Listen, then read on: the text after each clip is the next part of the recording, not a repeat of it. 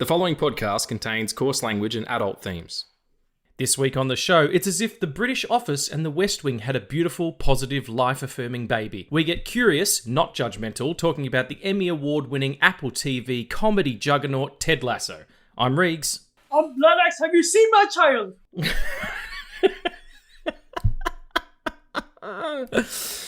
And this is the FILM ADDICTS Podcast. I'm Bloodaxe, have you seen my child? That's spectacular.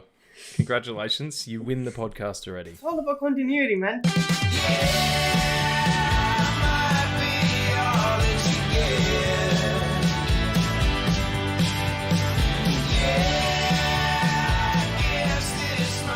Hey folks, welcome back to the FILM ADDICTS Podcast. We're so happy to have you here. I'm here with Bloodaxe looking for his lost baby. Bloodaxe, where did you leave it? The supermarket? What happened? I don't know. I found out last week he exists, and now I don't fucking know. I found out last week you sound like an absentee father, Bloodaxe. I think baby Bloodaxe is better off without you. Maybe he'll go to Kansas and find a nice, homely couple to raise him to be a superhero. And we get fucking super Bloodaxe. Jesus, we're crossing the streams here. But it's all Snyderverse. It's all Snyder territory, so it kind of works. Anyway, hopefully we discover baby Bloodaxe at some point during the podcast. But welcome back. As I said in the intro, we're talking Ted Lasso. Amazing program. I only discovered it at the end of last year. And it's just such a spectacular show. I just wanted a quick shout out though. This episode is dedicated to my dear friends Jess and Tyler, who introduced me to the show. Me and Tyler were at the gym, and he said to me, "Have you watched Ted Lasso?" And I'm like, "No, I don't like soccer." And he goes, "That fucking doesn't matter at all. You got to watch it. It's so great." And I have Apple TV, so I thought, why not? I'll give it a whirl. And I smashed through it, and it was so great. And I'm thank you so much, both of you, Jess and Tyler. I love you both for introducing it to me. And this episode's also dedicated to little Jack. Now, those of you who listen to the podcast will remember in December, me and my fiance fostered 4 kittens. There was Jack, Paul with a W, by the way, like as in Paul with an L, Paul McCartney, Clark, and Perry. Now, we foster failed hard and kept 3 of them. We kept Paul, Perry, and Clark, and they're wonderful. They're little dudes, and they're my best mates, and I love them. But Jack went to Jess and Tyler. Now, unfortunately, Jack had an autoimmune disease, I think was my understanding, and sadly he passed away a few weeks ago. And it was absolutely heartbreaking for them and for us. Yeah, I just wanted to dedicate it to little Jack because he was such a little man, and he had such a big personality for someone so young. The only compensation, and I said this to Jess and Tyler, is that while he was here for a short amount of time, he knew only kindness and only love and only warmth. And wherever that next place is, whatever you believe, I'm sure he's waiting at the door for his 3 brothers to come and play with him again, And so yeah, the next 90 minutes of nonsense is dedicated to him because he would have loved it. He was hysterical. So all the best, Jack. We'll see you on the other side, mate. Thanks for letting me get that out. That was hard, actually. That was quite difficult. It was horrible. It was a horrible situation. But we move forward with kindness and with graciousness and with hope. And we talk about Ted Lasso. But before all that, how are you, sir? Wearing the Nightwing, representing. I appreciate it. Yes. This is the only one I could Nightwing find. t-shirt on everyone. What was that, sorry? This is the only one I could find, so I was like, fuck it. The only t-shirt in your house? Yeah. Fucking Bloodaxe, stealing all your t-shirts. Coming in there, son of a bitch. What have you been up to? What's been going on? I've been good. I've been very surprised that it's been a year. Yeah, that's right, everybody. Today we're recording this on the 24th of March, 2023. It is officially a full year since we recorded our first episode. And I'll tell you this much. I keep a diary just of my comings and goings, which sounds dirtier than I meant it to. But just to, track the day. And I read back the year previous. When I'm typing up from today, I go back to the year previous and see what I was doing a year ago today. And a year ago today, I wrote this. At 4, after setting up and making a smoothie, probably had banana in it, Addie sent me a Zoom link and we recorded our podcast on the MCU, which was really fun. I'll finish editing it today and send it to him via Google Drive. It's 7:07 p.m. That's what my diary's like. But yeah, how about that, man? A whole year. Insane. It is out beyond belief. Just all this, like, think of all the nonsense content that we've captured. And what I would like to do really quickly before we get into, maybe next week we'll do like a proper 1-year anniversary and, talk about some of the episodes a bit more, and we'll see if we can pull some audio from different places, and we'll talk about our favorite parts, and I'll kind of do a cobble together a best of. But what are your 3 favorite things that have happened, or like the best episodes or whatever, like just really quickly before we get into what are we watching? Well, you have to, because I know what mine are immediately, and I'm sure they're all the same. That's good. All right, so I'll go 3, then you go 3, then I'll go 2, and then you go 2. Yep, we'll go back and we'll go sip. Yep. Always the way. Okay, number 3, just because it's the most recent thing, is it just has to be the floating dildo. That's mine too. Yeah, like Charles Xavier's floating dildo chair, and it being so surprising to Yoda. He starts talking straight. It fucks him up, and he can't talk backwards like anymore. That was just absolute lunacy. I loved it. Okay, what's another one? All right, you go number 2. Okay, my number 2 is you mispronouncing sarcophagus in the Moon Knight episode. You were like sarcophagus, and then you were like Egyptian coffin. You just aborted the eye like the. It was so good, and I was like sarcophagus, like just so silly. That's my number 2. What about you? Oh God. I'm putting him on the spot here. I didn't pre-warn him that I was going to ask these questions, so if he takes a little bit of time, you'll have to forgive us. I'll cut out the waste. It's actually from the same episode, but it's the From the Moon Knight? Yep, it's the floating dick. Doctor Strange's floating dick. Doctor Strange's dick in the sky. It was really good. What's that? A huge penis. It's Doctor Strange. Oh, that's a weird thing to have happened for him. What a strange thing to happen in the MCU. One of the main characters becomes a huge penis that floats in the sky like the Goodyear blimp.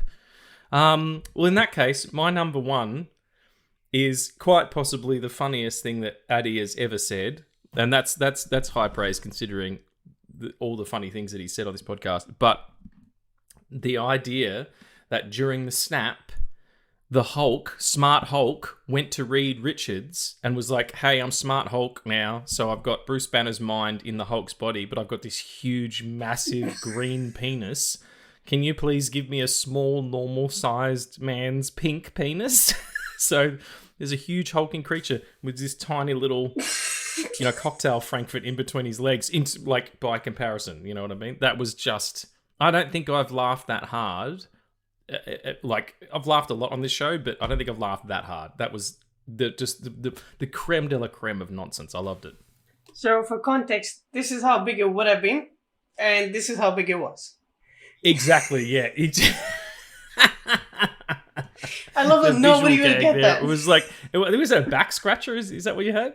Yeah, in a back scratcher, he was like, this is the full length of it, and then he took the handle off and just had the handle and goes, and that's what it ended up like. I know. And then the Hulk's looking down going, I made a mistake. I could have just fucked watermelons or whatever. Or big pumpkins. Anyway, what's your number 1? That was my number 1. That was your number 1. I was about to see. This is why we are so good at this together, my friend. We are in sync here, like the band. And I was about to do a little tune of this, but I can't remember a single NSYNC song. I just want to give an honorable mention to all the free fucking promotion we've done for Rebel Moon, and especially for Blood X. Yeah. anyone's listening to this, they're like, I'm really excited about that movie. Apparently he's got a baby in it. I'm like, you misheard us. That's just a joke on the podcast. If you want to talk about free promotion, Jesus Christ, the MCU, Disney, DC, the We Hate Movies podcast, like we're if we were actually any kind of revenue share here, we'd be making the squillions. But it's beautiful. It's wonderful. I'm so happy to be here. This is such a fun thing to do, and we do love it. And one of the things we do love to do is talk about what we've been watching. So, Addie, what are we watching? I don't know. I'm going to ask you about it. What were you watching this week, or since we last spoke? I have to say though, in the Moon Knight episode, when I mispronounce the Egyptian coffin. Go on, try it. Try. Symphophagin. Oh, by the way, sorry, just really quickly. With the X-Men episode, the third X-Men episode came out yesterday, and I was, promoting it and stuff. And Chaz got in touch with me, my main man Chaz, and we were talking about laughs at the end, like we're talking about different types of laughs that people have, and I was talking about my business partner Dan, who laughs like a hyena with getting kicked in the balls.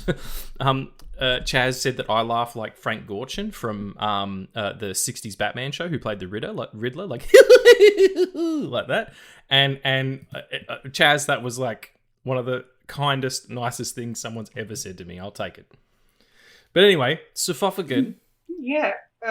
You said that the plural or the other version of that word was suffocate. Yes. The plural of sarcophagus is sarcophagi. Yeah. And that sounds like a request. Yeah. And you were like, no thanks. And I was like, yeah, because if nothing else, it would interrupt the flow of the podcast. You don't know that. You reckon you could do two things at once? What a multitasker you are. You can blow a guy and do a podcast. I'll be done. You'd be on the news. I'll be done in two fucking milliseconds. What are you talking about? You could do it during a commercial break. I love it. Oh, sarcophagon. Symphophagos. Oh, another good one was where I kept mispronouncing Denny Villeneuve's name, and you were like losing your mind over it. That was pretty funny. Oh, Niv. We'll cut together a supercut of all our stupid shit. But what have you been watching? I watched Everything Everywhere All at Once twice in theaters because it's not in theaters. Are they doing a re-release? Are they? Yeah, I mean they're doing it worldwide for re-release, but okay. Here it didn't come. It didn't come in May, like when it was originally released. So yeah, we're getting it now. So I went and watched it 2 times, and I fucking cried. It's a great picture. I'm glad that it won. We will talk a little bit about the Oscars in Nerd News. A couple of really exciting, interesting things happened there. But yeah, so you enjoyed it twice? Yes, sir. And I rewatched the first 2 seasons of Castlevania, and it helped me remember how fucking amazing anime is and how fucking amazing Western anime is. Yep. And then I rewatched the 2nd season of The Legend of Vox Machina because I was preparing for my D&D campaign. And I was like, I'll just have this in the background because I love the show. And I just ended up watching it. Yeah, do you do that sometimes? Like, you'll just have it as background noise and then you get engrossed. Yeah, I mean, that's cool though.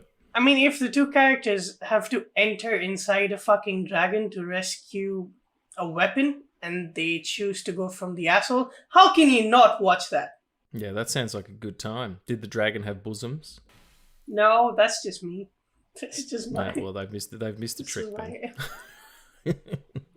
What have you been watching, sir?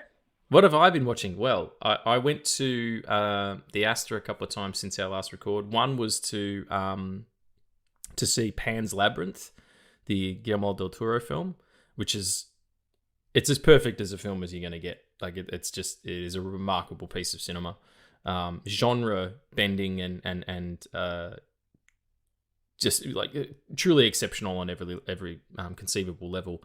But it was that what they'd done is they'd stripped out the score and replaced it with like a live score that was being played by a producer named Sleep D, and his cohorts, and it was exceptional. It was such a wonderful night. It was packed. The Astor was absolutely chock to the block, and it was wonderful. Everyone was there for a different reason, all different colours and creeds of people, and age brackets, and the people sitting next to me were probably in their 50s or 60s, and then a row ahead of me was teenagers. I don't even know how they knew about this film, but they all knew the different parts that were coming, and it was blissful. And Sleep D's new score for it, I overheard someone saying that some of it was his music that he released and turned into score, but some of it was original. Just such a wonderful experience at the cinema. And also the week before that, I'd been there to see a John Wick marathon. So 1, 2, and 3 in a row. Really great movies, action films that sort of redefine things. Keanu being part of another action redefining trilogy of movies, or quadrilogy of movies now. Really, really great to see him. And yesterday I went opening day to see number 4, and it's really fucking good. Like, it's really good. It takes all the things that work in the first 3 and amps it up. The final set piece is in France. There's I won't say any specific things that happen, but there's some stuff that they're doing with light and throughout the entire film. The cinematography is so cutting edge and so interesting and so different than anything I've ever seen. And the action, I've never seen action sequences set like this. I've never seen set pieces like this. It was really... I don't think action movies are going to be the same moving ahead. They're all going to look at this and go, oh, well, fuck, this is the new real. This is the real. And same way that The Matrix, maybe not as a cultural touchstone as that, but it'll definitely have an impact. But 3 minutes before the end of the picture, there was a power outage.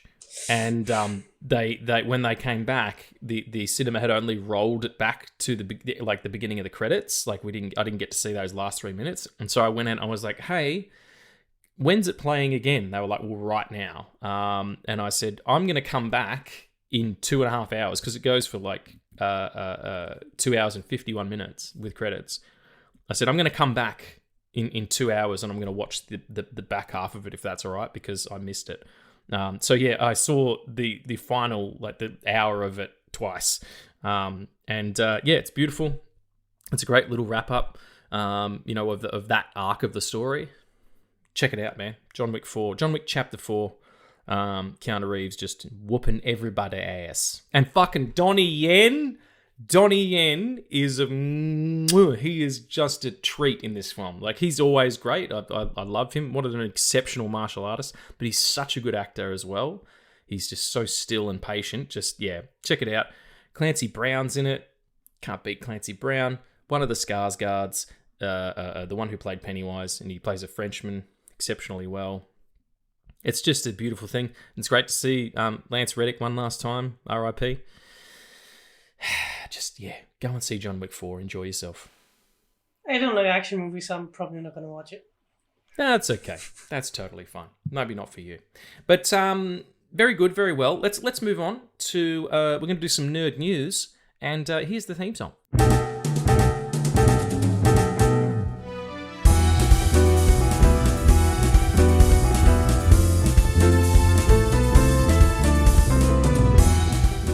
Okay, here we are with the Film Addicts Podcast, Episode-27 Nerd News. Firstly, Superman Legacy will officially be directed by James Gunn. We called it. We did. I mean, it was kind of in the offing anyway. It's pretty cool.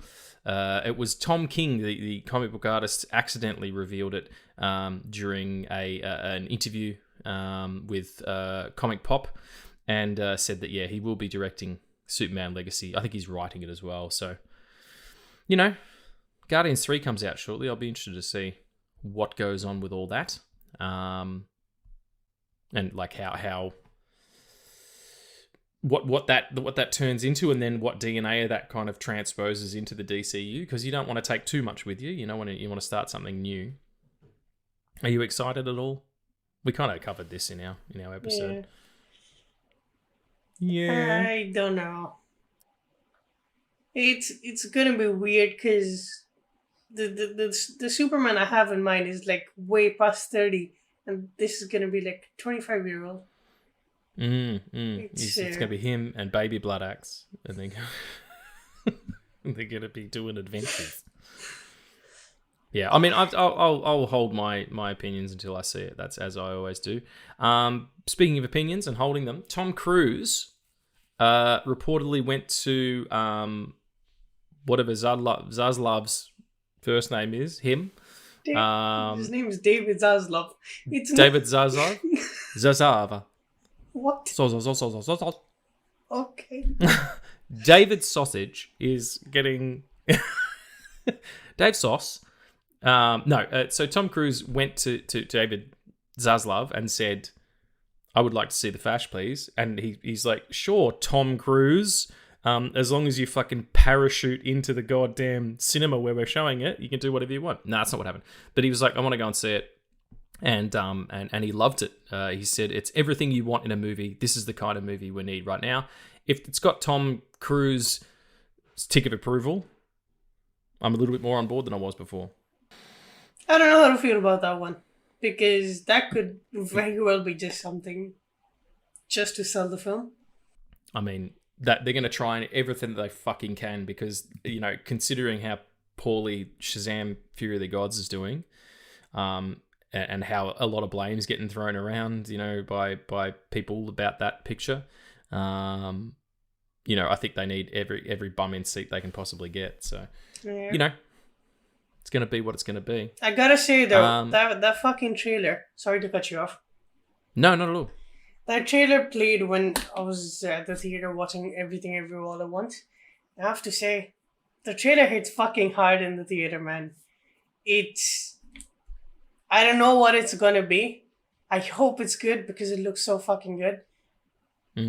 I just really fucking... I'm just going for Ben Affleck's Batman for one last time. Because we're getting like a final goodbye, at least for that chapter of DC.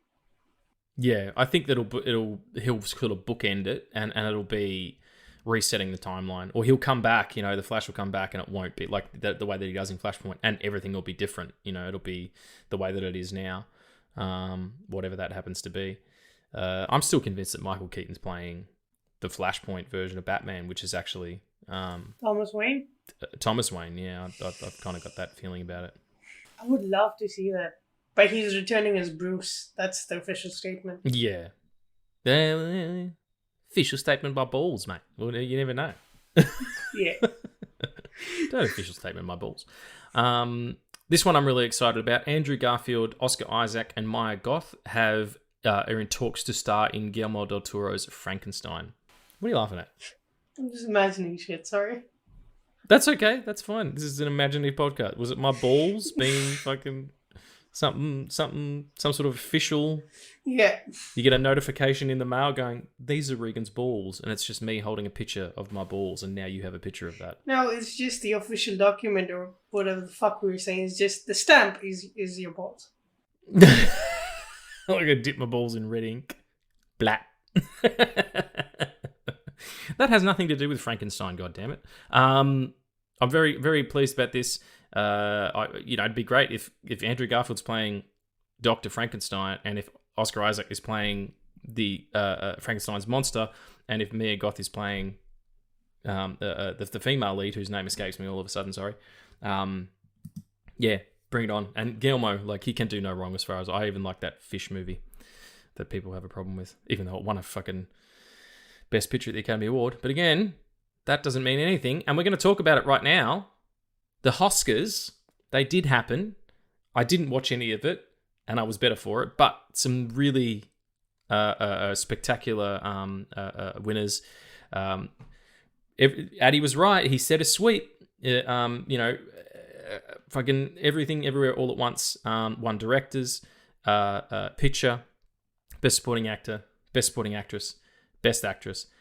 Just, came in and took everybody by surprise. I think there was, it wasn't as a prestige a picture as Fabelman's or Tar, and really, really great. And of course, fucking Encino Man and George of the Jungle Star Again, Brendan Fraser won an Academy Award for being a Best Actor. And the funny thing is, him and Ke Huy Quan were in Encino Man together.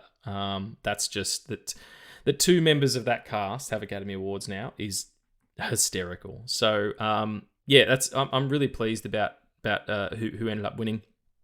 We were talking about it yesterday. Do you have anything to say about the Oscars before I get into my fucking rant?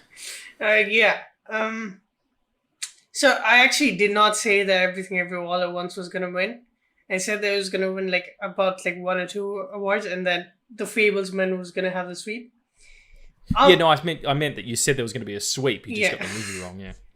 I got 30% right. Yeah, that's okay. That's still good odds. But this was going to be I wasn't going to watch this, but because I loved Everything Everywhere All at Once so much, I was like, this is the last Oscars I ever watch.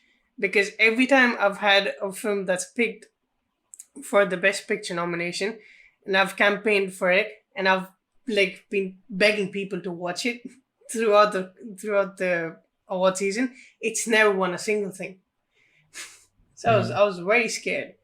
And then we had before the Everything Everywhere All at Once sweep, we had the All Quiet on the Western Front, to a point where people were speculating it might take home Best Picture.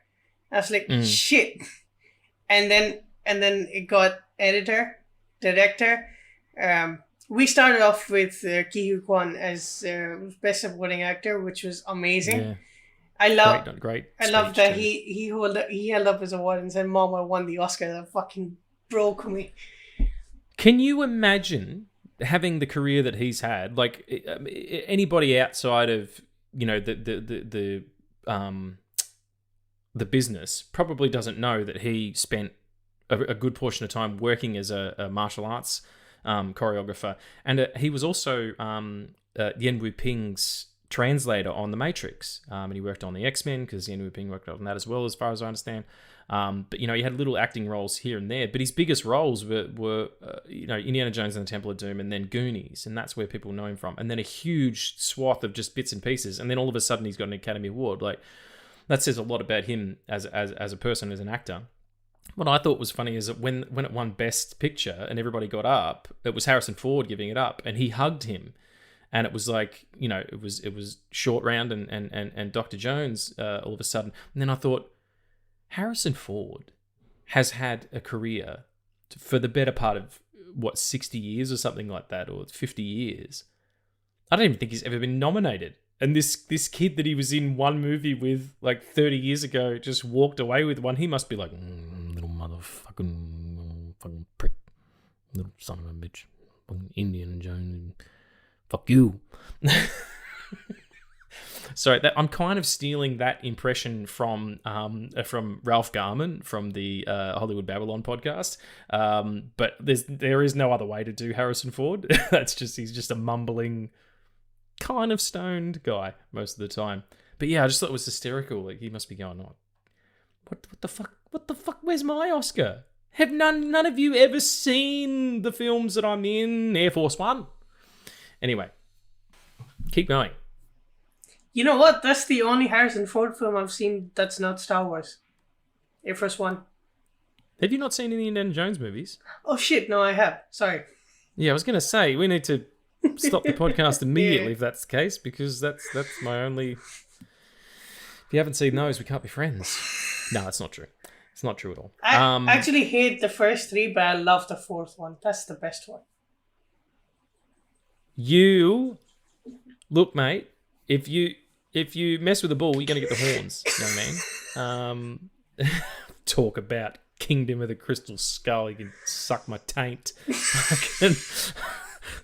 I mean, actually, on rewatch, I got the Blu-rays of that a couple of years ago. It was the first year of the pandemic, it's where you were able to order stuff online. It's like, come to my house, please, good things to make me feel better. So I got that, and me and my fiance went through them all, and on rewatching, that movie is no better or worse than anything else that was coming out at that time.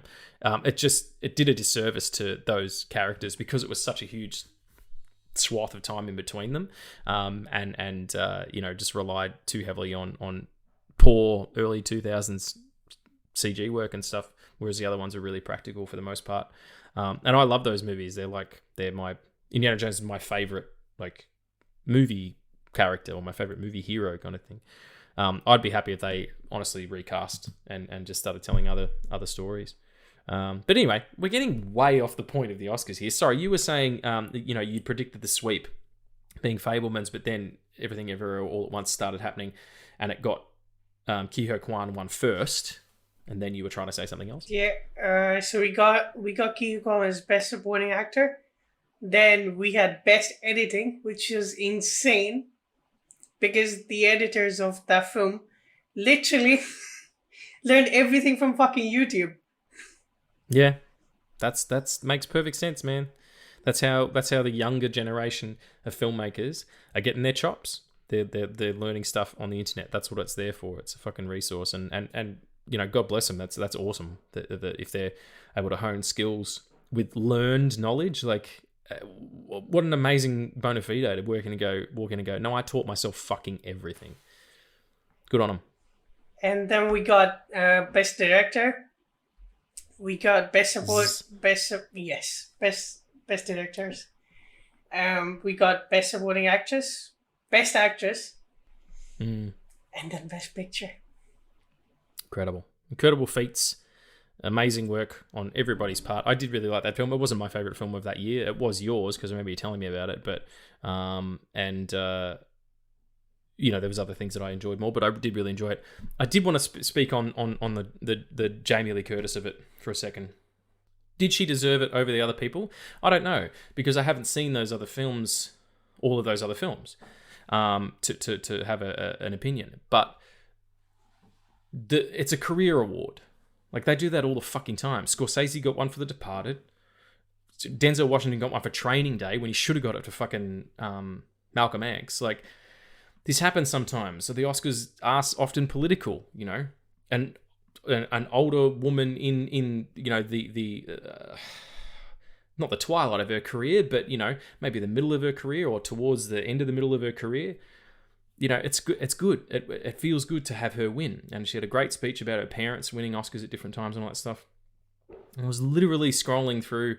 Instagram's a fucking toilet sometimes, honestly. I was scrolling through the other day and someone was like, "Oh, another fucking Nepo baby. A fucking Nepo baby." Like, would you everybody just drop that fucking, like, that way of speaking for starters? Like, that phrase it's so, like, internet. It's so clickbaity and fucking, I can't stand it. Like, has anybody ever not been helped by their parents, like in career? Like, if you have a good relationship with your parents and if they brought you up, in a happy home and all that kind of stuff, like, that's what parents fucking do. Like, my generation of people, our parents, when they got married, they were given things like, stocks or deposits or plots of land to either sell or build on or whatever. It's trickle down. It's like, the generation after you should do better than the one before, and that's what that is. Is that nepotistic? I don't know, but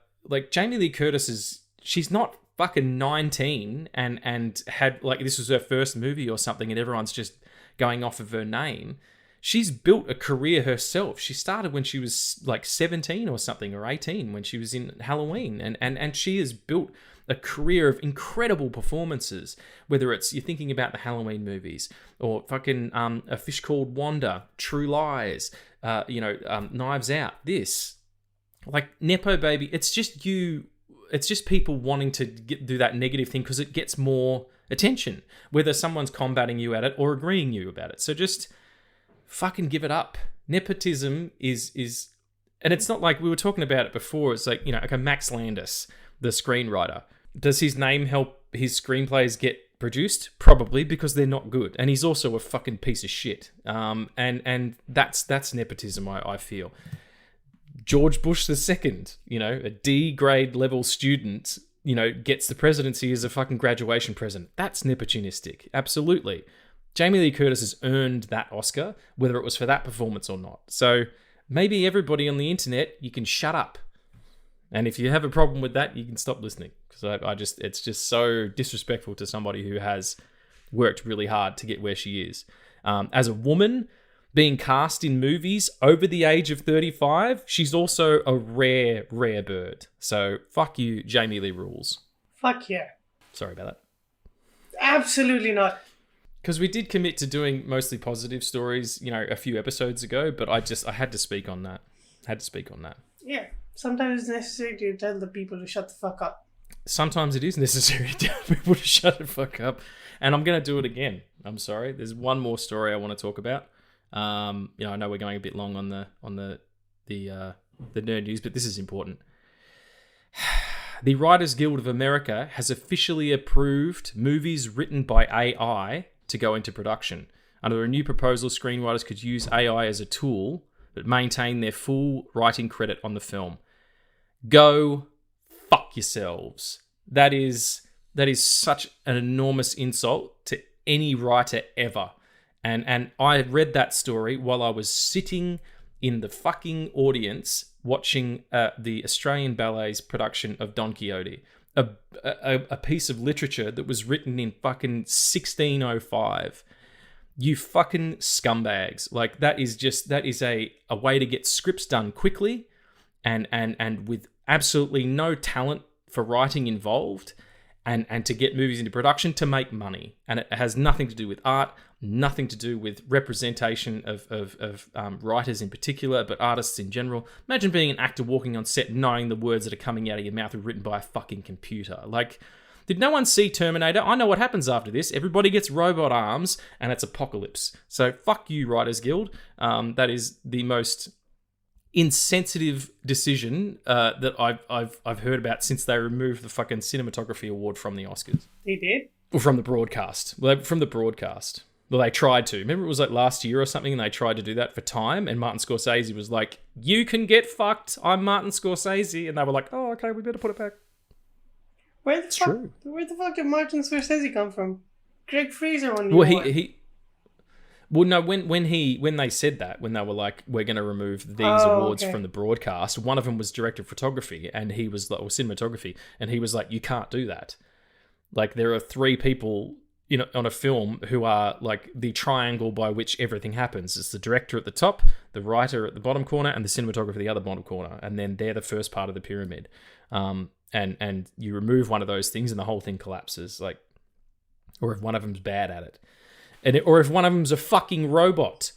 Like, and I could take personal insult because I consider myself a writer. I've worked on plenty of screenplays, and, I'm working on a couple right now. The idea that a piece of software could get a look in before something that I've worked on really, really hard and care about and thought about and developed characters and themes and plot and built sequences and, put my heart and soul into it, when a fucking, iRobot can do it. Blow me. Fucking blow me. That was rant number 2. I'm done now. I've finished with my rants.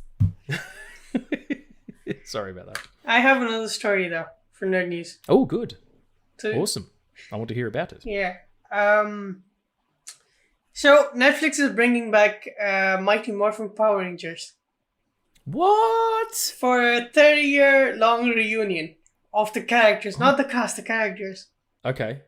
So, is the idea of the show, is it just going to be like a continuation, or is it like a new series altogether? So it is a continuation. It's not exactly where we pick up after Mighty Morphin Power Rangers ends, but there are characters from that show that are appearing, and it looks insane. They're like drone action sequences with like updated costumes and updated VFX, and it fucking blew my mind when I saw that trailer, because I have to look it up, because Power Rangers it hit me right when it had to. I was at the exact age where all the shit was blowing up before like it could blow up the world. It was blowing up like 6-year-old children.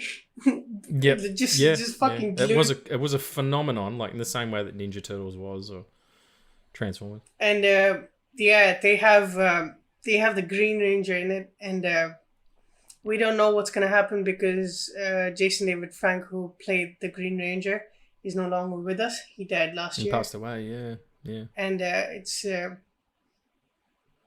it's gonna be hard because from that version of Power Rangers, he was my favorite because he started off as a bad guy and then he came in and he became the good guy and then he became the elite. He had a fucking green dragon that he used to ride, had a fucking dagger. He was the White Ranger for a while too, if I remember correctly. He was, and then he became the first elite one to ever go from one singular color to two colors to then his main color, which is green, and then golden with it. Yeah, it's full nerd talk, I know, but it's no, it's called nerd news for a reason. Shit, yeah. But well, that's cool. I mean, they tried with a movie a few years ago. Elizabeth Banks was Rita Repulsa in it and stuff, and it didn't really catch. That's weird because that was like that's Power Rangers at its core, man. That film fucking got it. Like they had everything that a Power Rangers films need, and like they fucking had it. It's just people who grew up with that show thought that, you know, this IP should be taken in a certain way. It should be more serious. It's not. Power Rangers is cheesy and funny and over the top, and it's fucking awesome. That's how it's supposed to be. It's supposed to be colorful, brightful, fucking weird-ass dinosaurs combining into one giant robot, fighting a golden angel with molten lava and shit. That's what it's supposed to be, and that's what the film had. And we never got a sequel, but we've always had the movie. And the shows, which are like 50 something shows with like SPD and fucking Ninja Fury, and it's going on with teenagers now, and Netflix has got the rights and everything. I wanted to say that because as someone who grew up with Power Rangers and then like left off, and now seeing my younger brother who's at that age getting into Power Rangers, it's something that's very magical to see him to go all the morphin moves.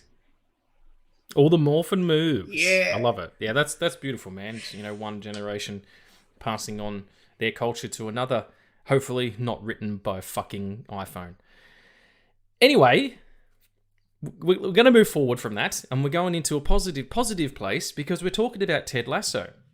Fantastic Apple TV Plus show created by Jason Sudeikis and Brendan Hunt, and also the creator of Scrubs, whose name escapes me. Do you know his name? No. We care about him. We're sorry we forgot his name. 2 seasons finished. The third one is currently rolling on Apple TV Plus. 2 episodes down. I mean, where to begin? Honestly, like, what an incredible piece of television that this is. And you know, when I said at the front, it's like the British version of The Office had a baby with The West Wing. It's true, because it has the cheekiness and the sharpness that The Office had, but it's also got some real serious drama. I mean, Sudeikis and the cast were recently at the White House to talk to the president and the Mrs. President. What do you call the wife of the president? I don't know. Joe Biden's the first lady.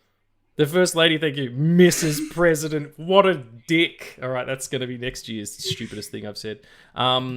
They were recently at the White House to talk about mental illness, and it does cover that a lot. You know, the lead character of Ted Lasso does suffer from panic attacks and anxiety, and yeah, it's just I really don't know where to start. It's so unexpectedly charming, and there's this weird thing to it. I was watching the episode last night, and it's got something that a lot of other shows, you know, drama or comedy or otherwise, try to do but don't get right. Or don't do as successfully as this. They set up antagonistic characters, whether that's Rebecca, Hannah Waddingham, or Roy, Brett Goldstein, or, you know, currently in the new season, it's the woman who works for Keeley. The Juno Temple's character has her own PR firm and is a woman who works for her. And they set up these antagonistic characters, and our heroes like help them find a compassion and joy and understanding. And it's not like It's not like in The Office or something like that where it's kind of like a real butting of heads and there might be an altercation or whatever. That doesn't happen. It's just they wear down these people and these people start to open up and express and heal themselves because they're surrounded by, basically, it's, Ted Lasso's character and played by Jason Sudeikis, obviously, and Keely's character end up having a warming effect on everybody, the entire team. And Johnny Rojas as well. He's one of those characters too. Danny Rojas. He's my favorite. What did I say? Johnny Rojas. What is it? It's Danny Rojas. Danny Rojas. Danny Rojas just runs around screaming his name, which is fantastic. But yeah, it has that effect on the characters, and it also has that effect on you. Like, I feel better after I've watched an episode of this. Even the stuff that's hard to watch, the stuff with Nate, who obviously we're going to spoil some stuff, so if you haven't seen it, you might want to go and watch it and come back. But he, over the course of the second season, becomes a villain in a really huge way. And I'm just want to find that actor's name. Nick Muhammad plays Nathan. Just such a beautiful, interesting arc for him. And we'll get to a specific part for him when we get to sort of favourite lines and favourite moments. With him there's a really beautiful moment that with an altercation between him and Ted, which is different than a normal altercation again. It's like it should be really antagonistic on both sides, but it isn't. Like, Ted's very understanding. But so that was, I said my introduction to the show was my friend Tyler and Jess, and they got me into it. How did you find out about it? Did we talk about it, or what happened? No, I think we talked about it like last year when you were watching it. I was like, oh yeah, because I didn't know if you had watched it or not. Yeah. I think you might have asked me, and I was like, yeah, I'm just getting into it now. And I did the first season twice in the space of a couple of weeks because I'd started it when my fiance was in Sydney on tour with the ballet, and then she came back, and I was like, we have to fucking watch this show. Like, it'll just.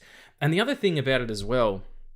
Sorry if I'm running roughshod over any of what you were saying. Were you finished then? Yeah, go on.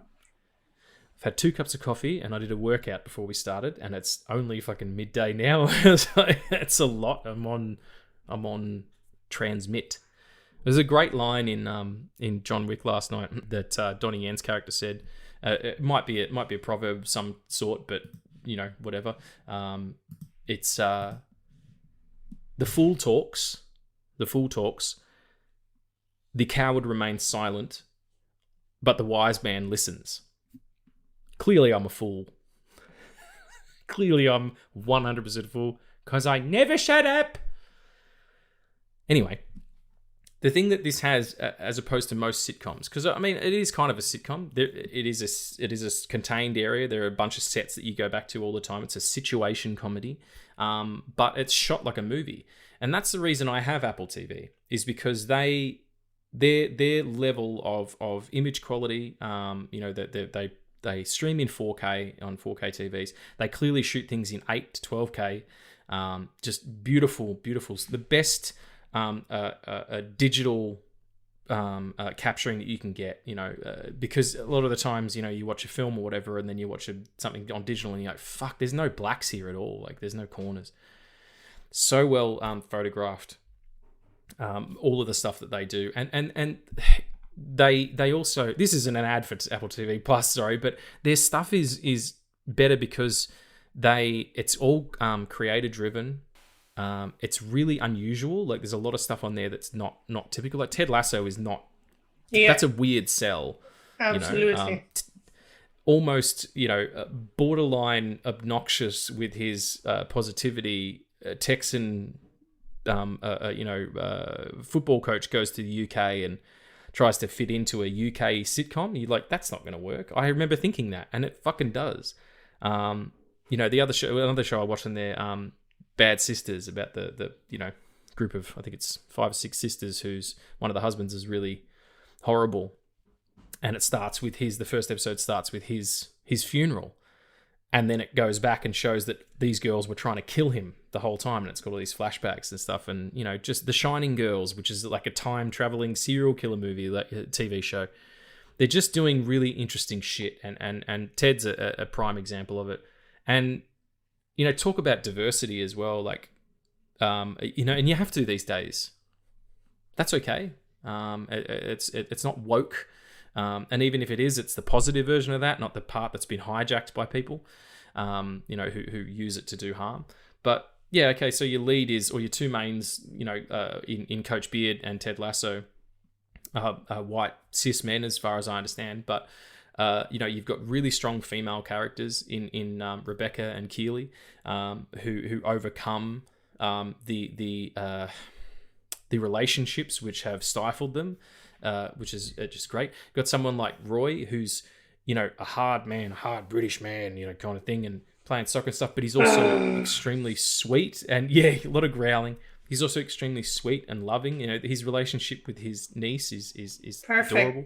You've got tons of people of color, whether it's Sam Obisanya or Nathan, or Edward Akufu, who's in one of my favorite episodes where he tries to get Obisanya to come and play for him. I fucking shit on you. I shit on you. Eat it and then shit on you. Like, just beautiful performance. It's just, there's a lot of really, the characters are there right away. Like, you're in. As soon as you're on the first episode, you know who everybody is, you know the score with everybody, and everybody's got their arc set up, and we're off to the races. And then it just develops so naturally and so beautifully from there. Really incredible writing. Yeah, the writer's room for this show is incredible. Like, do you know the story about Brett Goldstein, how he got the part of Roy Kent? No. Oh, because okay. he is a writer on some of the eps, I'm pretty sure, or at least an assistant editing writer. Yep. I love telling the story. So he was in the writer's room, and they were writing Roy and everything, and they were going on for auditions, and they couldn't find the right Roy Kent. And he taped his audition and sent it to the creators and said, if this is bad, pretend that you didn't get this and we'll never talk about it. Well, that's so clever. Because it could be, like, particularly him, it could be very caricaturish. Yeah. And he just said that he got it. Like, he got Roy Kent. And it fucking shows, like, the whole show is, the best way I can describe it is that it's a warm hug. Even if there are, like, parts that are hard to watch, that it still feels like a warm hug. And it, like, I've been watching it and I've been rewatching it, like, every time you rewatch it, because it's short episodes and it's like I don't know, 10 episodes per season. It's a really quick and a really, like, heartwarming rewatch. Like, every time I rewatch, I'm like, oh fuck, I want to like start again and watch it like every 2-3 months. But I've been so engrossed by just the promotional material that all of my YouTube algorithm is just Ted Lasso interviews. It's fucked up your game. Yeah, I get that. But yeah, I mean, the main thing about the show was that the main thing that stuck with me was that it broke the trope of doing comedy by insulting people. Oh, that's such a beautiful way to put it, man. That's so true, because they are absolutely against that almost. There's no jokes at people's expense like that. So much so that in the episode that happened last night, when Keely is speaking to her, I'm sorry, I don't know the actress's name because she's sort of newer to the piece, who plays, someone who works at her PR firm, dresses down her friend who she's just given a job. She's like, you've just given an ex-model with no education a job that doesn't exist, and she goes in and goes, you can't talk to people like that. And then you see all those snow globes and you're like, oh, she gets sent everywhere, because she's like, oh, they give me one where every place I go when I work for a new firm, and there's like 100 snow globes. So clearly she's not liked, because she keeps getting moved around. And Keely then is like, like as she's walking out the door, she's like, she says, this will be the name of your friend's, she'll be the customer consultant or whatever. That's an actual job.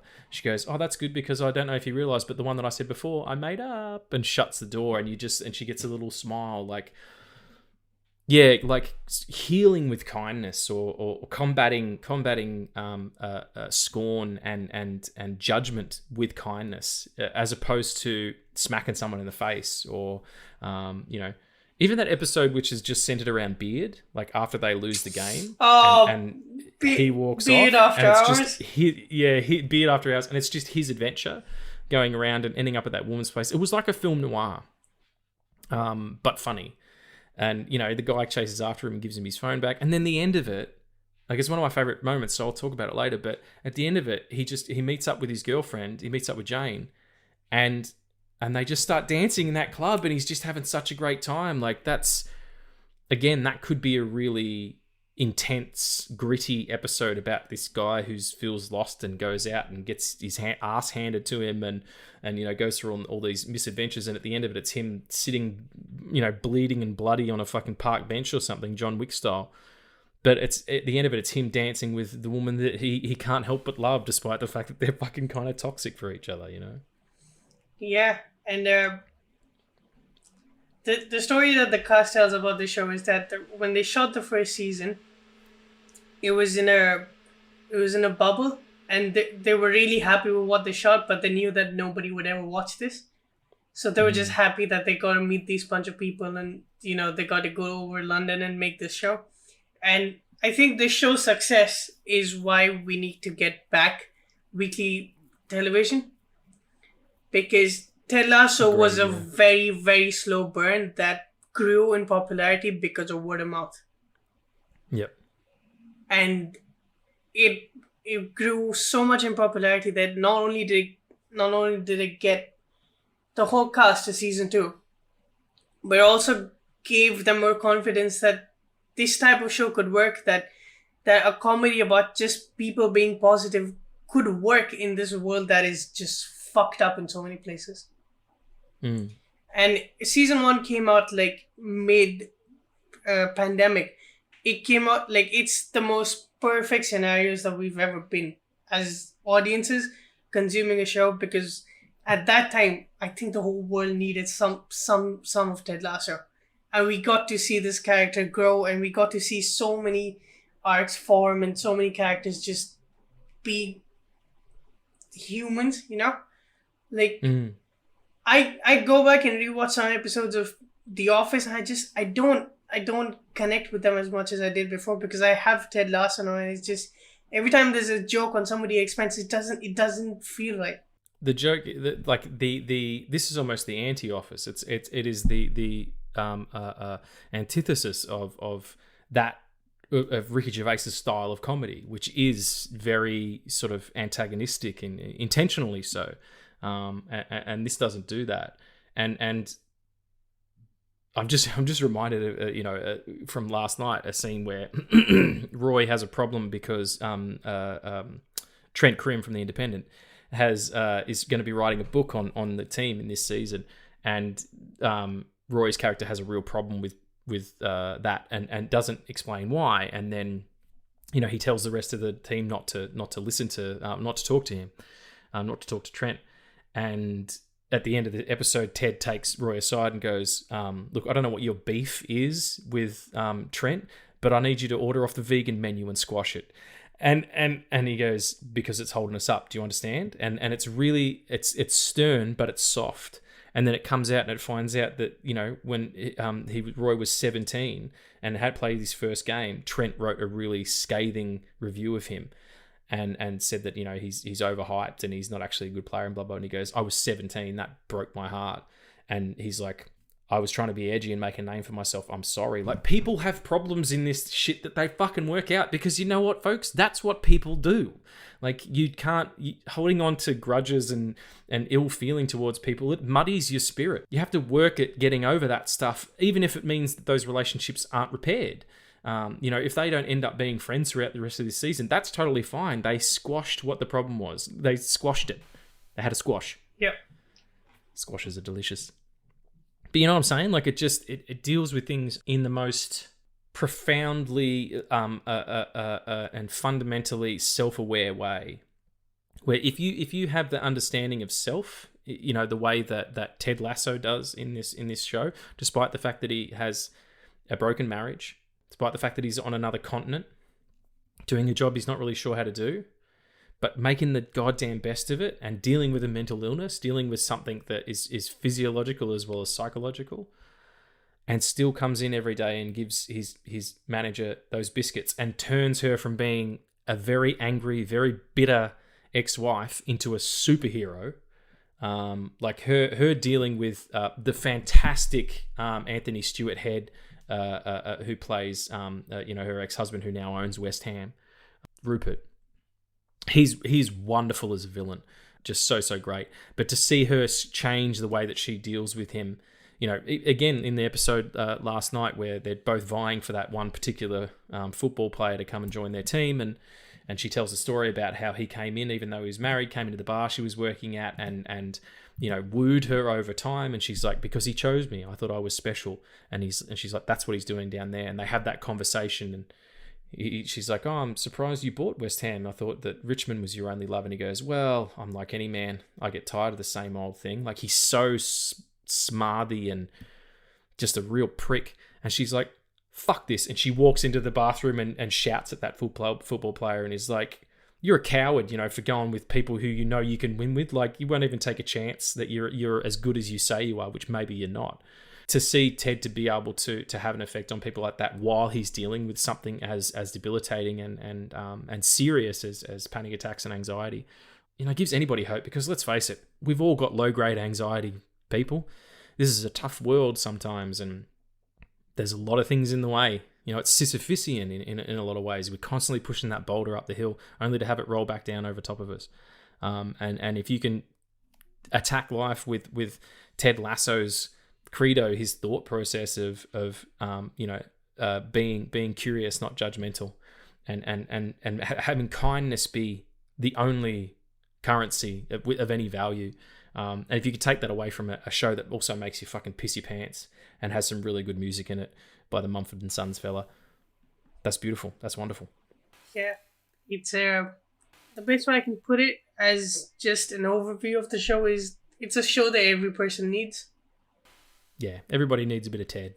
And yeah, I mean, like the whole arc with Jamie from season 1 to season 2, and just the coinciding arcs of how Jamie goes through all of those changes to end up back in Richmond, and for Roy Kent to have suffered an injury, to retire, to go do something that he thought he might like, and then realizing that what he loves is just football, and going back to Richmond again. And that episode where he goes back to Richmond is an homage to all rom-coms and it's with Roy Kent, but instead of like a heterosexual relationship, it's Roy Kent and Ted Lasso, and Ted Lasso trying to just have him be in his coaching team. Yeah, which ultimately alienates Nate. Yeah. And that becomes another problem. Like, there are no threads here that get dropped. Like, everything ties up so neatly. It's beautiful, beautiful writing that a fucking computer couldn't do. I'm gonna get off it. So I want to ask you, what was the moment where you knew, okay, this show's for me. Like, this is going to be something that I'm gonna watch and enjoy, because I know there's two specific moments that happened in the first episode that got me. For me, it was the introduction of Roy Kent, because I love Roy Kent. Like, he's here, he's there, he's every fucking where. Roy Kent! It's so good. Those idiots in the bar, spectacular side characters. Because I know people like Roy Kent. Oh, really? Yeah. Like, okay, not to a point where they fucking growl, but to a point where they could. But yeah. So what's his introduction? Remind me. I think his introduction is just like Ted coming in as the coach and like everyone just disregarding him, and Roy Kent, while being this hairy werewolf of a man, sorry, he is.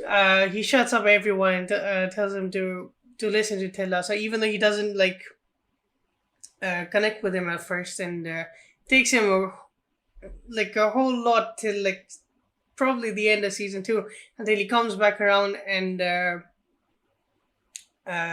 joins the coaching team of Richmond. That he's like on board with everything that Ted Lasso like provides the teamwork. Mm. And it's a spark and a start of something that just forms a fucking beautiful arc. What was yours? In terms of their relationship? Yeah, but also like in terms of just showing the other side of Roy Kent, even though he comes off as this really scary guy. Yeah. But he's actually one of the softest of all the characters in the show. His relationship with Keely is prime example of that. The scene where he walks in and she's like with masturbating to him, crying, retiring. He's like, "Were you having a wank?" And then he's like, and then she's like, "Yeah, well," he goes, "It's all right. I like to masturbate to people having sex outside." She's like, "Why?" And he goes, "Because I could never be that free." Like, what a magnificent understanding of self, But for me, the moment that I knew, there was two moments in the pilot episode, and also in the final episode of this first season, where they all, before going out to go onto the pitch, they all go out and touch the Believe. Like, just that got me. But the first episode, and your introduction to Coach Beard and Ted, they're on the plane going over, and they have a back and forth about what's going to happen and the soccer and blah blah. And he's reading the book and everything, and then he goes, they're both like, "We should both get try and get some sleep. Hey, if we meet each other in our dreams, let's play a game and pretend we don't know each other." Like, I was like, that's my type of nonsense. And then a little bit, it might have been the second episode. No, it is the second episode where he comes in with the little biscuits. Yeah. And he's like, "Here you go." And she's like, "Oh my God, these are amazing." And apparently they're not. They're made like by props, and they taste like shit, according to Hanning Weddingham. And she keeps coming in, and he sort of wears her down. Not wears her down, but like proves himself to be worth her time. And you've got Leslie there, the fantastic Leslie, who's I'm what they call a female junior. Like, just what a spectacular character. And he's like, I'm having, we got to get together, powwow, and I'm having lunch with Leslie later. And he's like, "We're having salads in my office." And then he walks out, he goes, "See you later." And Ted bursts back in through the door and frightens Rebecca. And he's like, yes. I was in fucking hysterics. It was just the timing of it works so beautifully. Leslie's such a great character. It was. That's where I was like, okay, this is something. This is something else. And also the fact that Ted references hip hop music all the time. Talks about Kanye West's Heartbreak and 818 being, I think that's the name of the album. 818's in Heartbreak.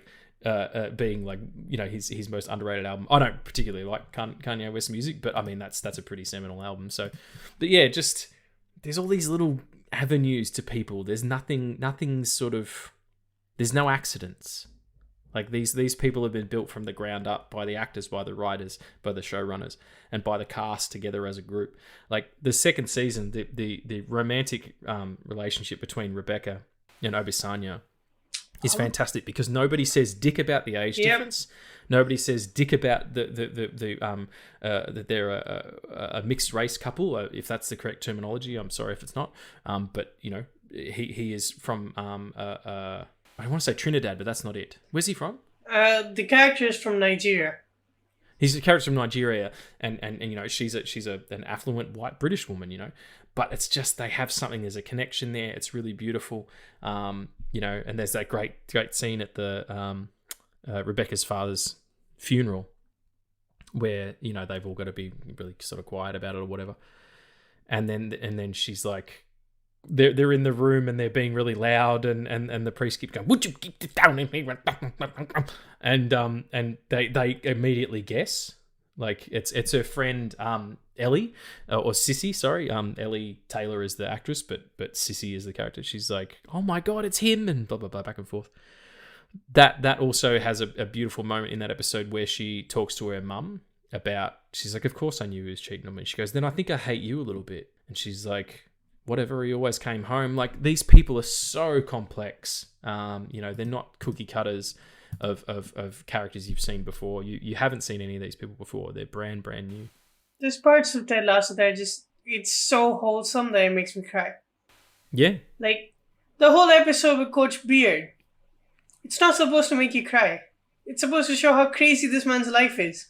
That this is just a normal night for him. This is a fucking Tuesday. Yeah. And then he wears those pants and then he runs off. And then the big guy hands him his phone and keys. And I started crying.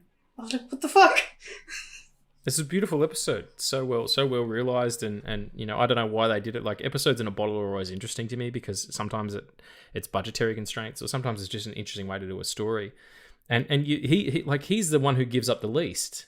You know, it was interesting to see him develop a little bit more, and he has a few sort of key moments throughout the series where he's very sure of himself. He's fully formed. His politics, the only thing that's sort of troublesome is maybe his romantic relationships, but he doesn't fuck around. You know, he knows everything. He's always prepared. And to see him kind of be fallible was something else. I mean, they're all like that. Everybody gets a moment to shine. I can't talk more highly about Juno Temple. Like, she's a just treasure. such a she is. She's a great actress. I first saw her in Killer Joe, the Billy Friedkin picture. Incredible performance for such a young person. She has a real energy and a real like spirit that's kind of like goes outwards, like as a human being, not as a character. You know, she has I don't know. I just can't take my eyes off her when she's on screen. She does so much work with her face, like when she's not talking. You know, and she should be, you know, what she is at the beginning. She should be just a footballer's girlfriend, but she's incredibly intelligent. She's articulate, understands her feelings and the feelings of other people. Yeah, it's just she's a beautiful, beautiful character to watch, and it's just great. It's all good. I can't talk more highly about the show. You've got to watch it. Get yourself an Apple TV Plus subscription for a week, and do the trial thing, and just binge it, and then we'll see you later. You know, but wait for another 8 weeks, and then the third season's finished, and then get into it. That's the way we're gonna have to do it. Yeah. Well, if you binge after the third season's finished, it's gonna be kind of sad because third season's the last one. They're not doing any more after that. No, it was decided that it was gonna be 3 more seasons. While it's not confirmed at all that it's not continuing, they're not denying it. And well, look, you know, if that is the case, you know, that happened. British TV series do that. Exactly. Fawlty Towers was 12 episodes in total. The Office had 2 seasons and a special. You know, that's what they do. You know, Thin Blue Line.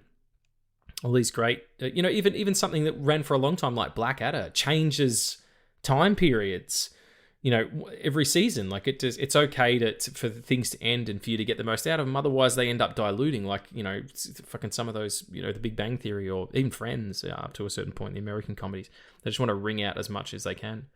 But this is a good place. I think now we'll get into like sort of some favorite bits and pieces. Yeah, but I think you want to talk a bit about Nate. Yeah, well, that's going to come up. All right. In one of my favorite parts, so we'll get into that. We'll do favorite moments first, and then we'll do favorite lines. Deal? All right. Okay. So, what are your favorite moments? My number 3 is actually the introduction of Ted and Coach Beard. Yeah, it's so good. It's just, you know who they are immediately. It's so well set up. And like, Coach Beard is the only one who like exactly knows who Ted is. Not like everything that's happening in his life, but he knows how to deal with when he's not in his when he's led Tasso. He knows how to snap him out of it. Led Tasso is hysterical. Absolutely hysterical. That's the softest pass since my grade school homeroom teacher asked me to mow his lawn. Like, so funny, man. Just, yeah, Led Tasso is pretty great. Yeah. What's your number 3? That might be one of my favorite moments, I think. Well, my number 3 is from the Beard episode, and it is that moment I'm talking about where he finally meets up with Jane. He's had this insane night. They just look at each other. They're so stupid in love, and they just fucking dance. Like, dancing is such a beautiful way to get shit out. Like, you don't even have to be good at it. Like, just moving your body to music is such an exorcism of negativity, and that's what that is. I love that moment a lot. My number 2 would be Roy Kent giving Jimmy Todd a hug after his father kind of humiliates him in front of his team. They have a fight. They literally he hits his dad. Yeah, and that's the acting Phil Dunster does in that moment is incredible because it's all in his eyes. Like he's trying to hold it together, and then Roy comes over and hugs him. Just so powerful, dramatically. Yeah, that's probably my number 2 as well. Honestly. Yeah, it's the first time we see Roy open up in the circle of the team, and it encourages like everyone to be there and support each other. And if that's not the biggest lesson that this show, I don't want to use the word preaches, but just puts out in the world. Like it's amazing to see a show do that, because not a lot of shows do, and we need that right now. Yeah, you're right. It doesn't preach. It just says this is an opportunity to learn something. If you're willing to listen, or you can just watch this and have a laugh. Like it can be that too. If you don't want to take on anything, it can just be fun because it's a good comedy. Right on. So I'm doing my number 1 now. Yep. My number 1 is the end. This last season second season, the last episode, where Nate finally tells Ted what's been going on with him, and he's like, I've done everything to get your attention. You abandoned me, and I think you're a fucking joke. And I think you should go back to America, and you should go back there and be with your son. And he says son really venomously, and it cuts to a reaction shot of Ted, like Jason Sudeikis. And it is one of the most beautiful pieces of emotional acting I've ever seen, because that he brought up his family. He brought up his son. Like he's doing that to hurt him. He wants to hurt Ted.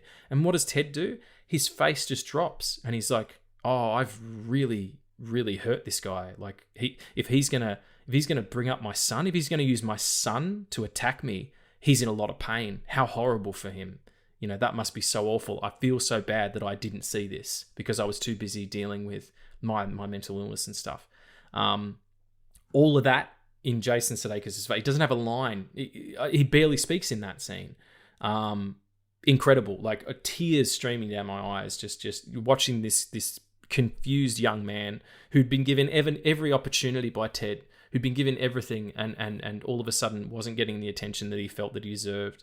Like he's got the part where I'll talk about it in the favorite lines part, where Beard kind of dresses him down after he was cruel to one of the players. Nathan's arc is it's a fall to the dark side in every sense of the word, and yet Ted has the utmost sympathy and respect for this young man after he's just invoked his son as a way to hurt him.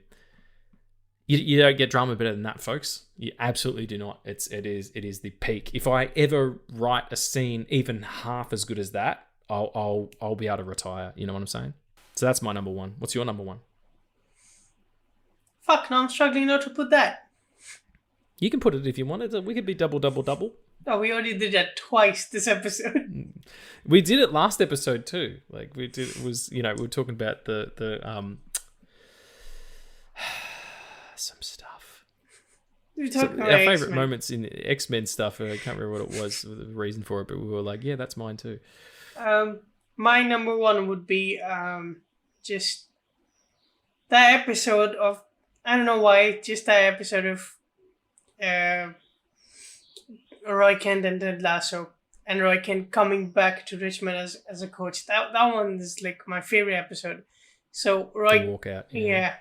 So like him like hurting his knee and then like popping it back in, and then going to like get the ticket that always has like his like secret name in it, and like the child that's like standing there recognizes him, and he just growls at the fucking child, and the child has the biggest smile ever, because that's what Roy Kent is to them. It's his hero. Yeah. And it's a beautiful like back half of that episode, and it is aping the the rom-com thing, yeah. Yeah. Or like my number, or something on the same power would be like Roy Kent showing the current captain of Richmond to how to play and have fun with the players that he used to play with when he was a kid. Yeah. Yep. And like, yeah, that's man, that's such a great moment. Like the episode where he, like that moment where he appears when like Ted sends him a text like, "We're here and where are you?" And like his phone like just pops up and he's just right there like fucking Batman. They do that. Like they lean into the absurd or the non sequitur a little bit, like where things are kind of a little unreal. But I dig that. I don't know. And then it comes back to reality. It handles it nicely. Like it's a nice balance of all the different types of funny that I like. Right on. Well, let's get into favourite lines then. Top three. I think probably my number 3 would be where Roy and Keely are in the car, and he's talking about what he's going to do, and he's like, "I'm making you cordon bleu tonight. Nigella says if I butterfly the chicken, it'll be more moist." And Keely's like, "I don't know what's sexier, the fact that you just invoked Nigella or that you said moist." Absolutely hysterical. Like just playing to the strengths of both of those characters so beautifully well. It was great. Also, that's a fucking amazing impression of Roy Kent. Oh, I do all right. Yeah, I've got a good Roy in my bag. I wish I could do the rest of them, honestly. Guys, I love Sudeikis' Texan accent because it should be annoying. Like that's the kind of American you hear on holiday somewhere, in a really loud in a museum, pointing at the statue of David going, "I can see his penis," like that kind of thing. But it's really sweet, and the mustache works for me. I don't know. It's all very, very good. Yeah. Next, what's your number 3? My number 3 would be, I don't know, because this one works like a moment as well. I'll just say it's okay. It's Rebecca saying, "Are you okay, Ted?" But it's like when he walks out of the karaoke thing where she's singing "Let It Go," and oh man, what a fucking amazing voice too! Jesus, I was making my brother watch it, and when she sang, because I had the same reaction. My mouth was right. I was like, "Holy shit!" It just came out of left field, man. And then my brother had the same reaction. He like his mouth went fucking bananas, and he's like, "Holy shit!" It's too cute, man. It's too cute. Yeah. Just what a beautiful, stately, gorgeous woman she is. With so much fucking energy. I love her. Great actress. All right, what's your number 2? Number 2 for me is when it's Ted, Keely, Rebecca, and Jamie, and they're all standing outside. And Rebecca's going to her car, and it's like, "Would you rather be a lion or a panda?" And he's like, "I'd rather be a panda of this." And he asks Jamie, and he's like, "Why would I want to be anything else? I'm me." And Ted goes, "I don't think you understand how psychologically healthy that actually is." Because it's kind of recognizing the fact that Jamie's a bit of a mimbo, but also giving him props for being like, "You are altogether awesome at the moment." Like, it's just, yeah, what a beautiful moment. I forgot that one. Yeah, it's probably episode 1 or 2, I reckon. Like, some of those caught me real early, Yeah. Oh God, you reminded me. Oh my God. Okay, my number 2 is Roy Kent, shirtless outside of Richmond, doing an impression of Ted Lasso he's doing the fucking dance. He's like, "Hi, yeah. I'm Ted Lasso with my cowboy hat and pew pew." And Keely's like, "That was dead on, by the way." So good. Okay, so my number 1 is it's something that I've taken on a lot, and I think about it all the time. And it's when they're playing darts. Him and Rupert are playing darts, and Rupert has been horrible and cruel and sexist and just slimy as fuck to his ex-wife with the current wife there. And he's like, "Hey, let's keep it civil," like that kind of thing. And he whoops his ass at darts after, saying everybody's always underestimated me. I was dropping my son off at school one day, and outside the school, it had the Walt Whitman quote, "Be curious, not judgmental." A curious person would ask, "Ted, have you ever played darts before?" And I would say, "Yes, every Sunday afternoon with my dad from the ages of 9 to 16 when he passed away." And that's also the moment that Rebecca realizes that Ted lost his dad. And we find it out too. And you see her reaction of like, "Oh, I didn't know that about him." And then he whips his ass at the darts. Just amazing. What a beautiful credo to take into the world, because it's so easy to be judgmental, especially now, like in an online space. We were talking about it before with the whole fucking that Nepo baby term that people seem to be toting around a lot at the moment.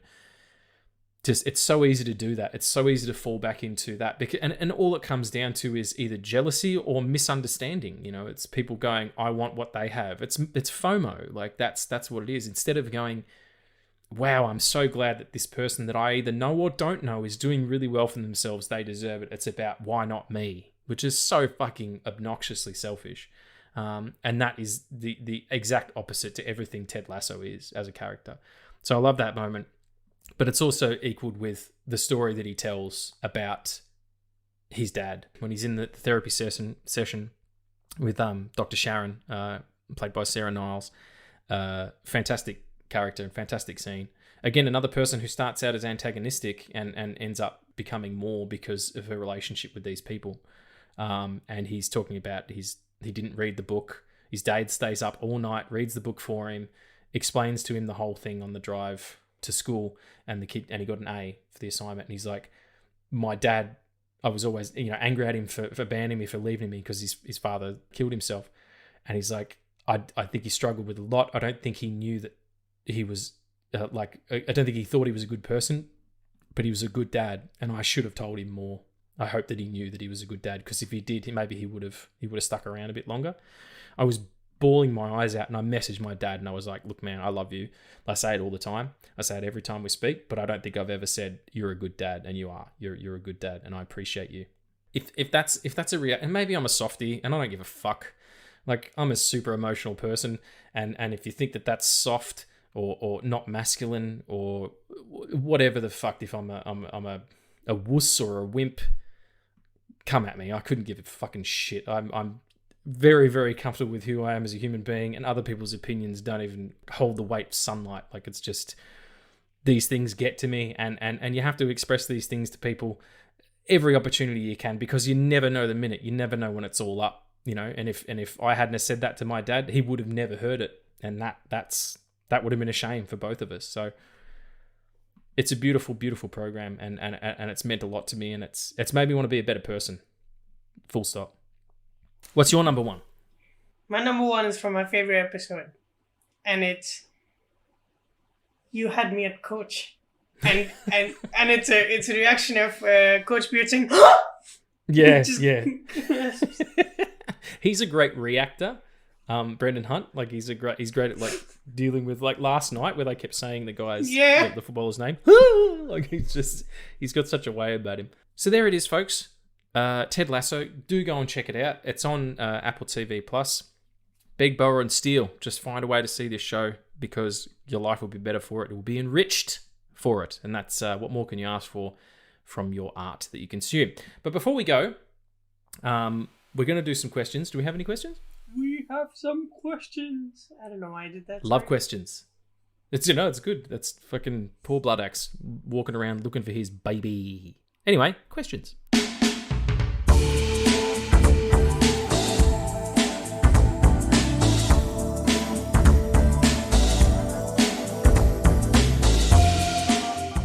So these are Ted Lasso questions, I take it? Yeah, Ted Lasso questions. Let's do it. All right, number one, thoughts on Roy and Keely's breakup?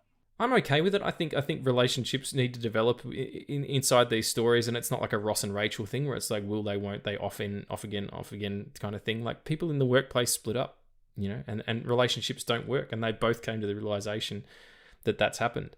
Yeah, no, I'm okay with it. I'm interested to see where that takes them. I think Roy might get together with the teacher at the school that he keeps flirting with. And Keely's going to go on, and she doesn't need someone right now. She's going to go on and, build a powerful career, and maybe Jamie's going to rise to the occasion, be a better man. Or maybe she's just going to be a boss-ass bitch. Maybe she's just going to be a boss-ass bitch, which is totally cool also. I like that they actually sat down and explained it to Roy's niece. Mm. Yeah, that was sweet. Yeah, I think that that was... was... Why would I want to hang out with you? It's like, it's those kind of like conversations that need to happen more. Because I think a lot of people get caught up in the delusion that like if you bring up something that's caused you pain, all it's going to do is cause you pain. Where that conversation might just get you closure. Yeah. It's about healing. Yeah, it's about healing. Perfectly put, my friend. Oh, thank you. I'm a writer, not a fucking... not a fucking... What robo-sapien doing everybody's work for them. Okay, question number two. Yeah, question number 2. What do you think about this season 2, episode 10? It was emotional and great. Editing was amazing when they said in 1991. So this is cutting between Rebecca's story and Ted's story. Both of them happened on September 1, 1991. Or September something 1991, and they show both the stories at the same time. They're intercutting with it. I mean, that's like cross-cutting is such a wonderful way to create a connection between characters and between themes as well. Like, you know, because both of them have those have loss, but in different ways. You know, and relationships with their fathers that, you know, can be forming in different ways for men and for women, you know, and non-binary as well. Like, it's just the way that you relate to a father is different than the way you relate to a mother. You know, it's just a fact. Yeah, it's one of the strongest episodes of dramatic TV that I've ever seen. It was, yeah, the whole second season was just outstandingly good. Like, the first season's great, but the second one, they had all the toys that they needed, like in terms of understanding the characters and the themes. Like, they had everything was on the table, and they were like, okay, let's just pick the best bits that go with the best bits, and we've got all the options in the world. It was like a fucking salad bar.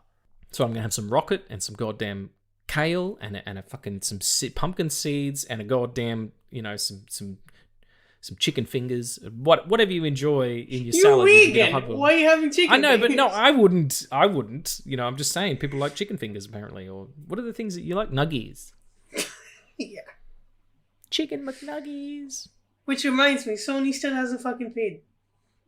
Sons of bitches. I forget do we have a voice for Sony?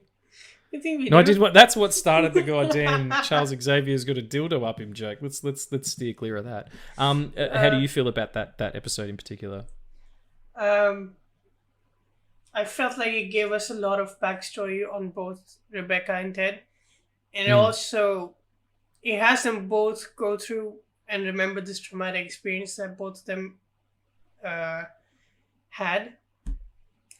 But it also ends with Rebecca singing at her father's funeral and Ted being the one that supports her in that, singing. And it was... Yeah. I hate that song, but that version of the song it stuck with me. And I was bawling my eyes out. She's singing it, you know, that makes a difference. But I think also... like these two they're kindred spirits in a lot of ways. You know, they're platonic soulmates in a way that Ted and Beard aren't, because they're of the same gender. Like, it's just, there's a really interesting mentor relationship going on, but they're passing the ball between each other based on who needs it more. You know, and that's what a true friendship is. Like, someone is always going to do the heavy lifting, and that's okay. Yeah, and it's also that they both came into each other's life at the time that they both needed each other the most. Yeah. And perfectly put. Thank you. I'm a writer myself. Yeah, you're not a fucking goddamn calculator. A calculator. Sorry, it's a Parks and Rec joke. Cool. Okay, what's the question number? How many questions are there, by the way? We had 5. Okay, cool. Question number 3. Question number 3 is congratulations on 1 year. Keep it up. Thank you. Oh, bless you, whoever that was. My question is, as of right now, do you have any guests planned for upcoming episodes? We don't. I've been asked a lot about that, and people have asked to come on, and it has to be a really specific thing. At the moment, it's the dynamic works. It was nice to have, a guest when we did have one. But this is more of a two-man show. That's not saying no, but we haven't got any thoughts about it at the moment. But we are going to be doing some guest work on a podcast soon. Will we allowed to talk about that? I don't think so, not yet. Okay. No, we're not. Never mind. We'll talk about that. Never. Nothing happened. Deleted. This is the moment where like, I don't know, in some interview, like, for Hawkeye, Haley Steinfeld said something about the Young Avengers, and then someone asked her about the Young Avengers, and she looked up at Feige, and Feige was like, "I'm going to have someone come to your house and ninja kill you in the night. Scott Atkins is going to come to your home and fly kick you through a window."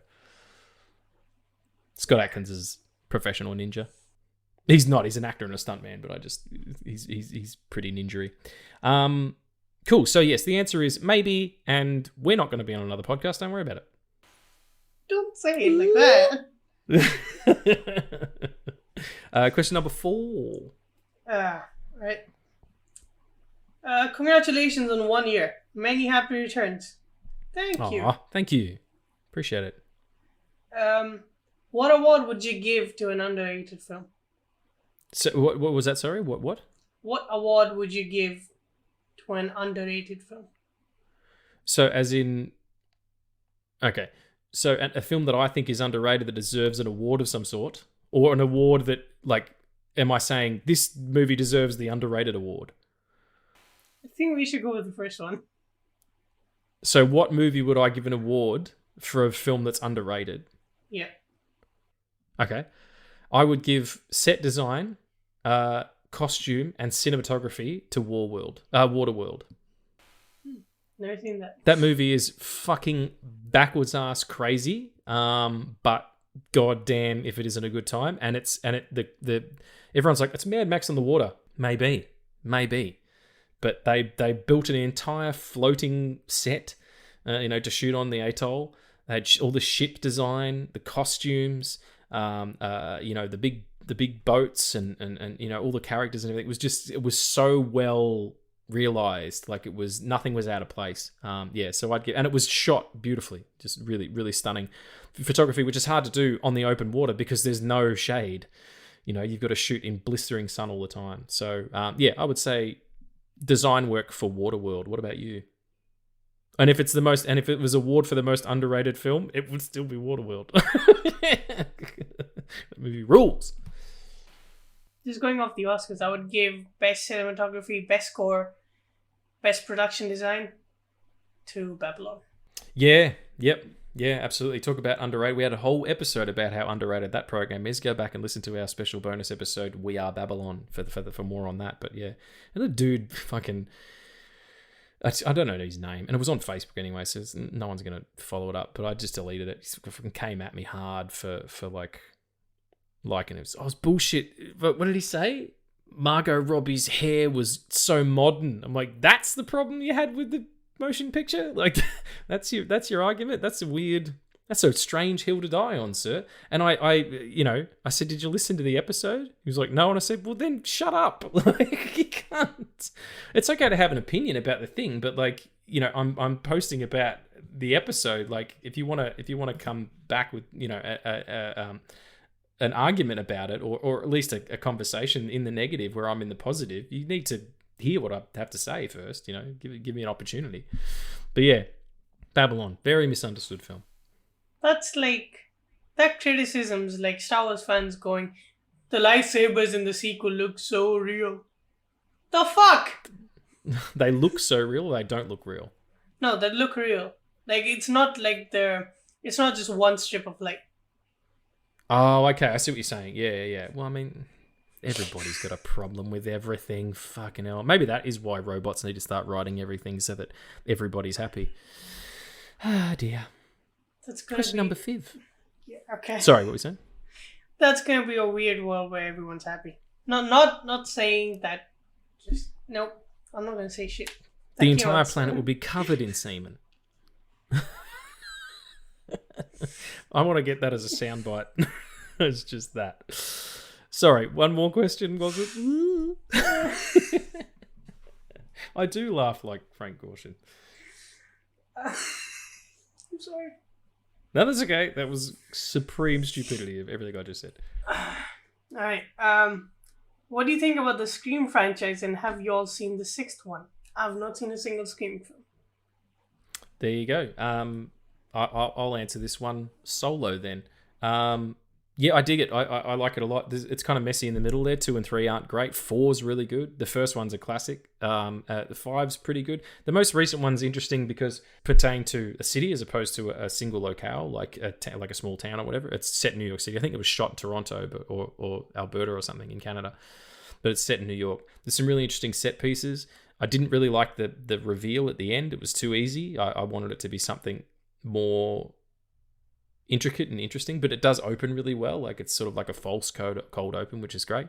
Yeah, I dug it. I had a good time with it. But I mean, the story of that for me is, what I said in the last episode where I went there and there was an old man with a baby and they had 2 beers, which was pretty funny.